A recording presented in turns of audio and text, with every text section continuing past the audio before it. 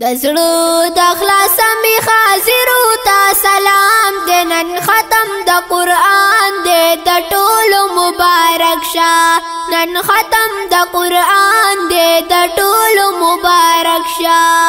دزړو د اخلاص می حاضرو تا سلام دنن ختم د قران دې د ټولو مبارک لکه چې دا کوم حافظانو ختم ورکو او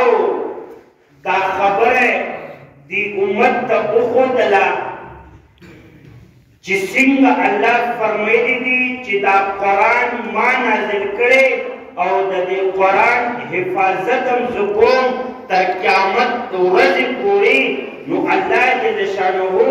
څنګه چې دا قرآن نازل کړی دی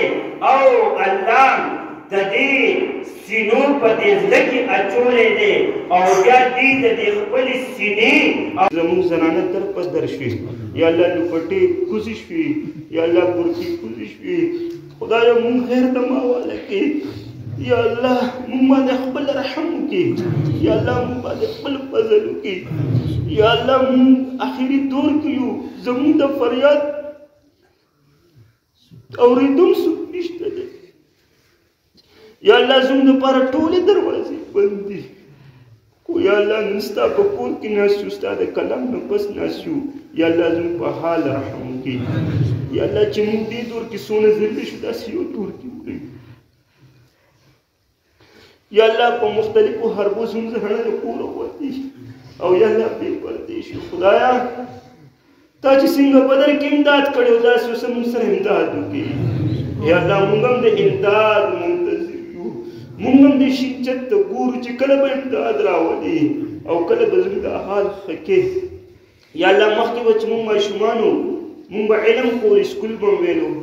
نن یا الله زموږ د ماشوم سره هم د غوړو د چینو فکر وي هغه هم سټور ته په قطار کې ولاړ وي خدایه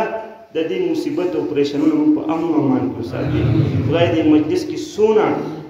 د چا څه مرادونه دي ارزوګانې دي خدای په خپل طاقت او فضل یې پوره کړي خدای زموږ دا مسجد نور هم آباد کړي دا محله او دا کلی نور هم آباد کړي خدایه د دې حافظانو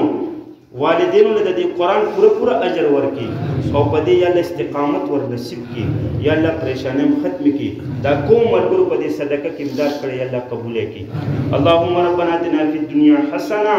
وفي الاخرة حسنة وقنا